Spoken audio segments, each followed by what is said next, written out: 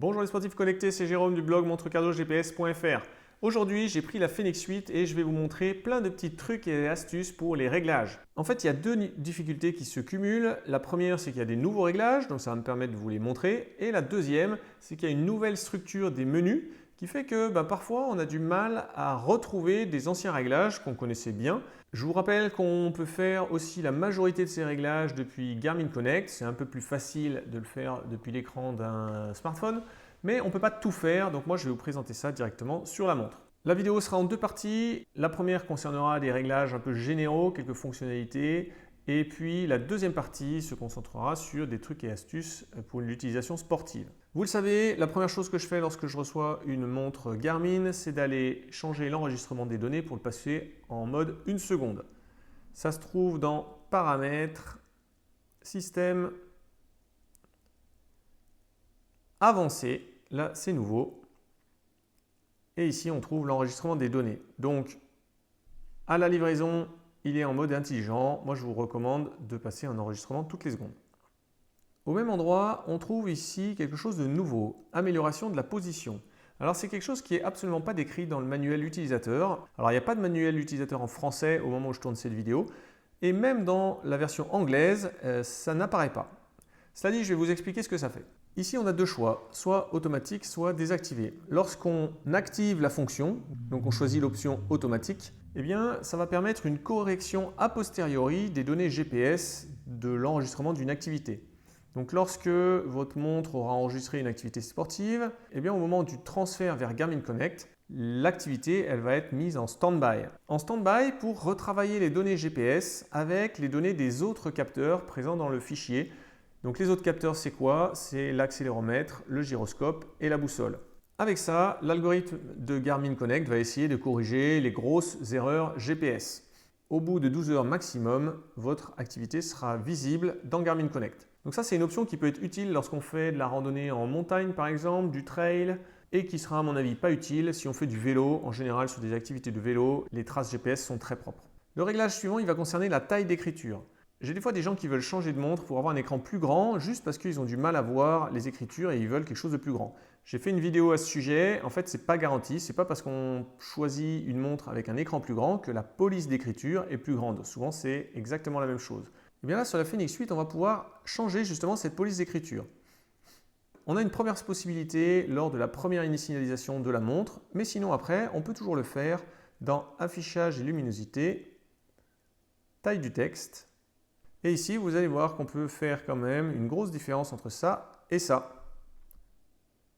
Alors ça, c'est la taille du texte pour tous les menus généraux de la montre. Pour la police d'écriture dans les profils sportifs, ça on verra ça dans la deuxième partie de la vidéo. On reste dans le menu affichage pour aller tout en bas, verrouillage de l'écran. Ça, c'est une option qui va permettre de déverrouiller l'écran tactile avec le tactile justement. Depuis les Fenix 7, on a un raccourci en appuyant sur ces deux boutons qui permet soit de verrouiller l'écran, soit de déverrouiller l'écran. Et bien, avec le verrouillage automatique de l'écran, on a ce petit icône ici qui apparaît. Et donc maintenant, si on essaye d'utiliser l'écran tactile, on va pouvoir le déverrouiller comme ceci, sans utiliser les boutons. On revient dans le menu affichage et on va aller voir le mode Redshift, l'éclairage rouge. Et sur les Fenix 8, il est désactivé par défaut. Donc on peut l'activer en permanence, on peut l'activer après le coucher du soleil, ça sera automatique. Et si le rouge ne vous plaît pas, vous pouvez choisir l'orange ou le vert. Voilà ce que ça va donner. Toute l'interface est comme ça, absolument tous les menus. Alors ça rend certains widgets moins lisibles, mais bon, l'objectif ici, c'est de ne pas éblouir. Et si vous voulez y accéder plus facilement, il peut être présent dans le menu des commandes. Ici, désactiver, activer. L'autre changement d'interface concerne le déroulé des widgets. On peut dérouler les widgets vers le bas et avant, lorsqu'on appuyait vers le haut, on déroulait les widgets dans l'autre sens. Et bien sur les Fenix 8, Garmin a changé ça et vers le haut, il y a mis un centre de notification auquel on accède soit en appuyant vers le haut, soit en swipant vers le bas. Si ça ne vous plaît pas et que vous voulez revenir à l'ancienne méthode, vous allez dans les paramètres, notifications et alertes. Et là, on a le centre de notification activé ou désactivé. Dans le menu système, on peut toujours aller configurer des raccourcis. Il n'y a pas de changement, mais je le montre parce que je ne suis pas sûr que tout le monde le sache. Donc on a des raccourcis qui sont configurés par défaut. Par exemple, la touche Start, un appui long, ça lance la commande vocale. Start et bas, on l'a vu, ça verrouille ou ça active le tactile. Et en fait, vous pouvez choisir ce que vous voulez. Il y a vraiment énormément de possibilités. C'est classé par ordre alphabétique. Je vous laisserai faire le tour d'un petit peu de tout ça. Autre astuce, pour éviter d'avoir appuyé plein de fois sur Back pour revenir en arrière, eh bien, il suffit de mettre la paume sur la montre pour éteindre l'écran et revenir à la watch face. Si jamais vous êtes sur un widget, ici par exemple Body Battery, on met la main dessus, ça éteint et on est revenu sur la watch face au prochain allumage.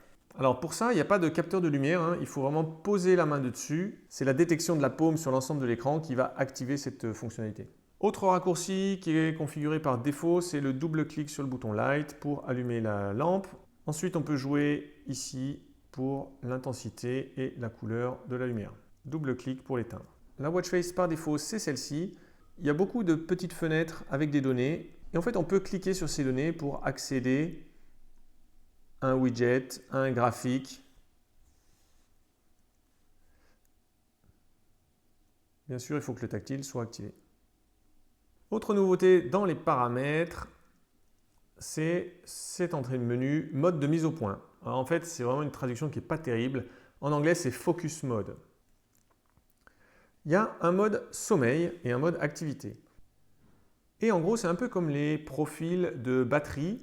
Ça va permettre de faire des réglages particuliers pour des situations particulières. Donc là, pendant le sommeil, on va pouvoir faire des réglages. Est-ce qu'on veut activer le cadran de montre sommeil? C'est-à-dire que ça ne sera pas la belle watch face plein de couleurs et qui va nous éblouir, mais un truc plus réduit en luminosité qui va afficher essentiellement l'heure. Est-ce qu'on veut couper les notifications, les alertes, les sons et vibrations? On peut réduire la luminosité. Et ensuite, on a un deuxième mode qui concerne des réglages pendant les activités sportives. Là, on va y retrouver des réglages satellites, d'alerte vocale. Est-ce que vous voulez que les indications de coaching audio sortent sur le haut-parleur de la montre via vos écouteurs connectés ou alors, au contraire, vous voulez aucune notification orale? Et on va pouvoir régler comme ça une petite dizaine de paramètres. Mon dernier point avant de passer au sport, ça concerne l'organisation des widgets. Par défaut, Garmin a regroupé des widgets pour éviter d'en avoir trop. Donc là, par exemple, on a un regroupement qui s'appelle Training, dans lequel on retrouve tout ça et on peut modifier. Il y en a un deuxième, par exemple, qui s'appelle Health, santé. Donc là, il y a tous les trucs de santé. Et en fait, vous pouvez en créer un si vous voulez. Donc on va dans Modifier, Ajouter, et là, on fait Créer un dossier. À partir de là, vous sélectionnez les widgets que vous voulez voir dedans. Il y en a 46, donc vous voyez qu'il y a du choix. Là, on a une alerte, c'est-à-dire que j'ai sélectionné des widgets qui sont déjà affichés. Et donc, je vais avoir deux choix. Je vais avoir soit de déplacer les widgets du dossier dans lequel ils étaient vers mon nouveau dossier, soit de créer une copie. Et ensuite, il n'y a plus qu'à choisir le nom. Éventuellement, si on ne veut pas avoir à tout taper, il y en a des préenregistrés ici. On passe maintenant à la partie sportive. Lorsqu'on appuie sur Start, l'interface de choix des profils sportifs a changé. Maintenant, on a les applications ici. On peut aller voir les activités là. Et on a ici un profil sportif si on veut. Donc moi, par exemple, j'utilise beaucoup le profil trajet quotidien à vélo. Donc c'est celui que j'ai mis en premier. Comme ça, le matin, hop, c'est le premier auquel j'accède tout de suite. Si je veux pratiquer un autre sport, je vais dans l'activité et là, je retrouve tous les profils sportifs favoris. Et ensuite, dans plus, je retrouve les autres. Donc tout ça, ça se paramètre. On va dans Modifier, Musculation. Et là, au lieu de supprimer, on peut choisir de l'épingler. Donc là maintenant, la musculation se retrouve épinglée à côté de mon profil sportif de vélo. Et si je veux accéder aux autres sports, ils seront ici. Pour le supprimer, eh bien, on retourne sur le profil sportif et on a ici Unpin. L'écran d'accroche GPS, pareil, ça a été entièrement revu. Maintenant, on a toutes les options qui se trouvent ici en bas. On n'a plus besoin d'appuyer sur Up. Donc on accède aux entraînements, au parcours, aux options de l'activité et aux autres paramètres de la montre. Ça dépasse les options d'activité. Et c'est pas tout. Si on swipe vers la gauche, on peut voir les écrans de données. Là, j'ai encore lancé aucun enregistrement, hein. Donc, le chrono est sur 0, mais je peux vérifier, par exemple, bon, est-ce que j'ai bien toutes les données que je veux avant de partir. Vers le haut, on accède à d'autres réglages, les capteurs connectés, le gestionnaire d'alimentation, la connexion avec le téléphone, le live track et le réglage du mode satellite. Autre swipe possible, après les écrans de données, on accède ici au lecteur de musique, donc vous pouvez lancer votre musique et après lancer votre enregistrement. Si on lance une activité maintenant,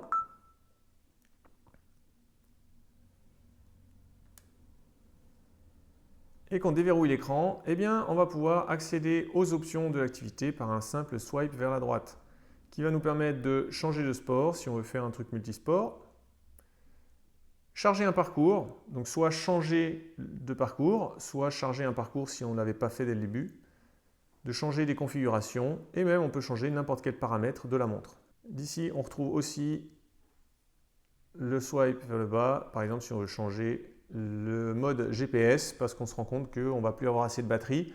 Et si on swipe vers la gauche, on revient à nos écrans et notre activité. Le chrono s'est pas arrêté.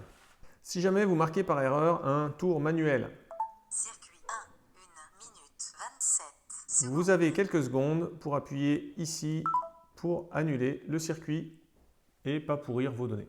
Sur des profils de triathlon et de ski de randonnée, vous allez pouvoir éventuellement activer des transitions automatiques. Ça se trouve dans les options de l'activité. Et là, suivi de mode. Soit en manuel, vous changerez de mode avec le bouton Lap, soit en automatique. Et dans ce cas-là, c'est la montre qui détecte du mieux qu'elle peut lorsque vous passez de la natation au vélo ou lorsque vous passez de la montée à la descente. Si vous avez l'habitude d'utiliser la cartographie d'Alexis, vous risquez d'être un peu décontenancé. Alors maintenant, ça a l'air tout simple. On va dans les options d'activité. On a le choix des calques de cartes. Alors il y a carte, mais en fait c'est dans calque de carte qu'on va choisir la carte. Là, c'est des options de la carte. Et ici, dans type de carte, on a Topo Active, City Navigator, carte intégrée ou obtenir plus de cartes. Si on va voir dans obtenir plus de cartes, on voit bien que ici, j'ai pourtant une carte MapRando France courbe IGN que je ne peux pas choisir ici. Bon, eh bien en fait, je ne sais pas par quelle magie, il suffit de sélectionner City Navigator et vous reconnaîtrez la cartographie d'Alexis. Au passage, les menus tactiles ont un peu changé. Alors on a toujours ici le plus et le moins. Lorsqu'on clique sur cette flèche, ça nous ramène vers notre position. Et ici, on a l'ouverture d'un menu qui va permettre d'activer les options de zoom cadrage, d'aller chercher un itinéraire, de changer des calques de carte, les paramètres de la carte. Et tout ça, on pourra le faire pendant une activité. Si jamais vous faites une randonnée ou un trail sur plusieurs jours, que vous vous arrêtez dans un refuge par exemple, eh bien sachez que vous pouvez avoir une seule activité enregistrée dans la montre qui va couvrir les deux sans être obligé de laisser tourner votre montre pendant toute la nuit. Lorsque vous appuyez sur Start, au lieu de faire enregistrer comme vous faites d'habitude, vous faites reprendre plus tard. Là, votre activité elle est terminée, mais mise en pause. Lorsque vous réappuierez sur Start, vous allez pouvoir reprendre là où vous étiez arrêté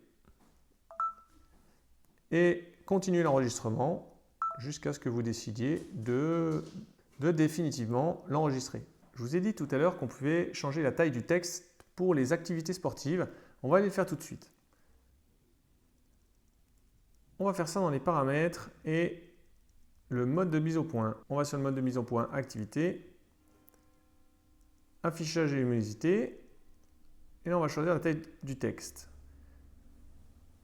Vous voyez que tout à l'heure, j'étais à peu près à la moitié. Là, je suis venu au plus petit. On va le mettre au plus gros. On se prépare à lancer une activité. Et malheureusement, vous allez voir que ça ne change rien à la taille de police. Ici, un écran à 4 champs de données. Il sera toujours écrit de cette taille-là. Simplement, c'est la taille des polices dans les menus qui a changé. Alors, je vais vous montrer la différence. On va aller changer ça tout de suite depuis là, par exemple. On va passer au plus petit. Hop. Et là, vous voyez que le menu a changé, mais si je reviens sur l'affichage des champs de données, ça n'a pas changé ici. Si vous voulez que je fasse plus de vidéos de ce type avec non pas seulement quelques trucs et astuces ou quelques réglages intéressants, mais que je brosse l'ensemble des réglages nouveaux, peut-être les réglages d'activité, les réglages de navigation, eh bien dites-le moi en commentaire et puis je commencerai par celui qui est le plus demandé.